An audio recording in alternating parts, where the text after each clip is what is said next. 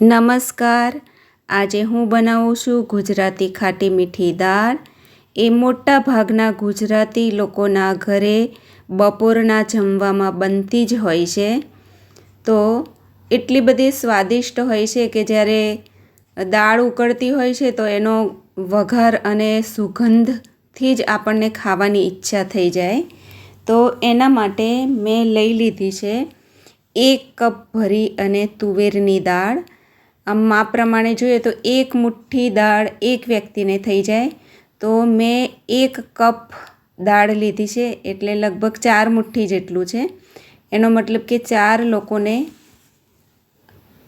દાળ થઈ જાય એટલી દાળ મેં લઈ લીધી છે.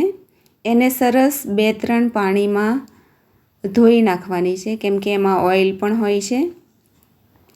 તો ગરમ પાણીમાં મેં સરસ ધોઈ નાખી છે.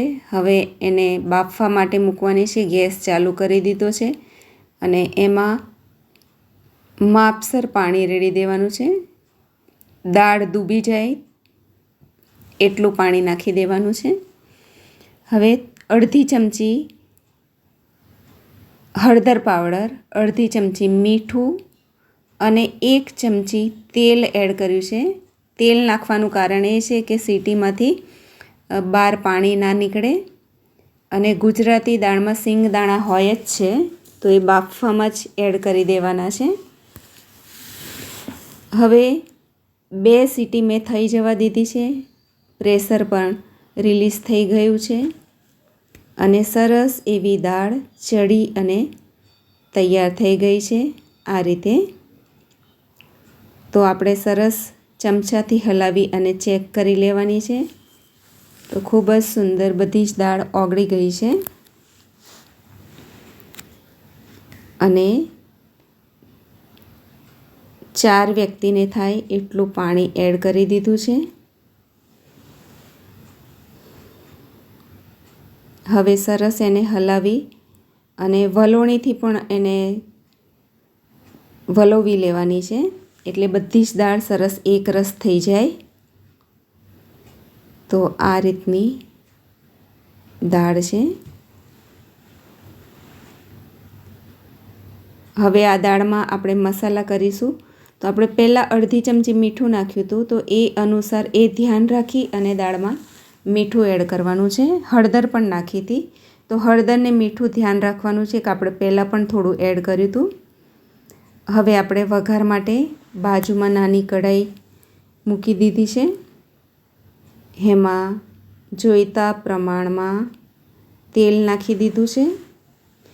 1 ચમચી રાઈ, 2 આખા લાલ સૂકા મરચાં, 2 તમાલપત્ર, 4-5 લવિંગ અને અડધી ચમચી આખી મેથી નાખી છે. અડધી ચમચી જીરું અને હિંગ સારા પ્રમાણમાં થોડી વધારે નાખવાની છે કેમ કે હિંગનો ટેસ્ટ દાળમાં બહુ સરસ લાગતો હોય છે. મીઠા લીમડાના પાંદડા,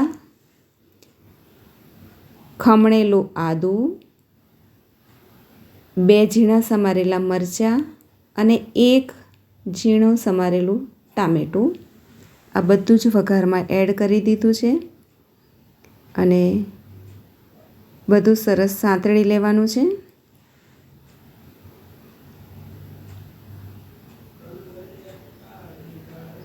હવે દાળમાં આપણે વઘારને એડ કરી દેવાનો છે અને સરસ દાળને ઉકળવા દેવાની છે. હવે બાકી રહેલા મસાલા પણ આપણે એડ કરીશું. એમાં ગુજરાતી દાળમાં ગોળ હોય છે તો સ્વાદ અનુસાર ગોળ, ધાણા જીરું પાવડર, મરચું પાવડર અને ગરમ મસાલો નાખ્યો છે. હવે સરસ દાળ ઉકળવા લાગી છે. આપણે લીંબુ છેલ્લે નાખવાનું છે. જ્યારે દાળ ઉકળી જાય ત્યારે તો 1 લીંબુનો રસ નાખી દીધો છે જેનાથી ખાટી મીઠી દાળ થાય. હવે આખા ઘરમાં એની સુગંધ આવી રહી છે કેમ કે ગુજરાતી દાળની સુગંધ એટલી સરસ આવતી હોય છે કે સુગંધથી જ આપણને ખાવાની ઈચ્છા થઈ જાય અને આપણા હાથમાં પણ સુગંધ રહી જતી હોય છે. Thank you.